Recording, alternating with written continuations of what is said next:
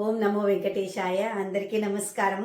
Insulin hormone చెప్తుందంట, నేను మిమ్మల్ని బరువు చేస్తాను, అంటే ఒబేస్ చేస్తాను, వెయిట్ పెంచుతాను, మీకు కొవ్వు పెంచుతాను అని చెప్తుందంట.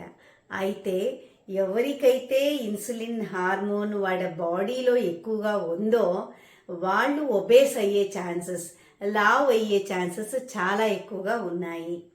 సో ఇది రీసెర్చ్ స్టడీస్ చెప్పడం జరిగింది.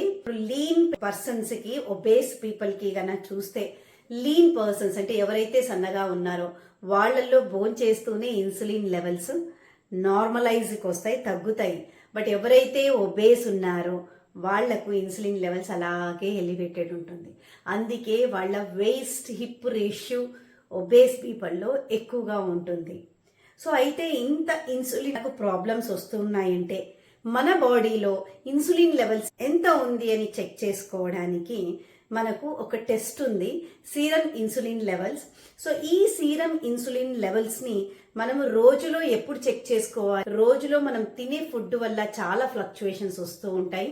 కాబట్టి మనము యావరేజ్ ఇన్సులిన్ లెవెల్స్ ని చెక్ చేసుకోవడం ఒక రకమైతే, అంటే డేలో మల్టిపుల్ టైమ్స్ మనము ఇన్సులిన్ ని చెక్ చేసుకొని దాన్ని యావరేజ్ తీసుకోవడం ఒక రకమైతే, ఇంకొకటి మనం ఓవర్ నైట్ ఫాస్టింగ్ ఉండి ఎర్లీ మార్నింగ్ మనము ఇన్సులిన్ లెవెల్స్ ని చెక్ చేసుకోవడం, ఎలా అయితే షుగర్ చెక్ చేసుకుంటామో అలాగే ఇన్సులిన్ లెవెల్స్ ని చెక్ చేసుకోవడం వల్ల మనకు క్లియర్ వాల్యూస్ తెలుస్తాయి.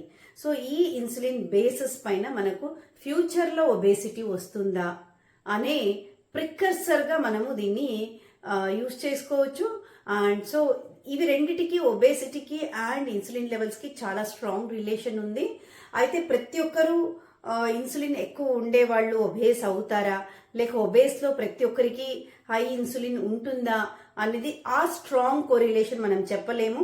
అయితే ఎవరికైతే హై ఇన్సులిన్ ఉన్నాయో వాళ్ళు ఒబేస్ అయ్యే ఛాన్సెస్ చాలా ఎక్కువగా ఉంటుంది. అయితే ఒక పర్సన్ లో ఈ హై ఇన్సులిన్ లెవెల్స్ ఎక్కువగా ఉన్నాయి అన్నప్పుడు వాళ్ళని 8 years, అంటే ఒబేస్ లేరు వాళ్ళు, బట్ బాడీలో ఇన్సులిన్ లెవెల్స్ ఎక్కువగా ఉన్నాయి అన్నప్పుడు వాళ్ళని 8 years వరకు రీసెర్చ్ చేస్తే 8 years కి వాళ్ళు ఖచ్చితంగా ఒబేస్ అయ్యే ఛాన్సెస్ చాలా ఎక్కువగా ఉన్నాయి అని మనకు రీసెర్చ్ స్టడీస్ చెప్పడం జరిగింది. అయితే మనము దీన్ని ప్రాక్టికల్గా ఎలా అనే దాని విషయము మనము నెక్స్ట్ వీడియోలో మనము మాట్లాడుకుందాము.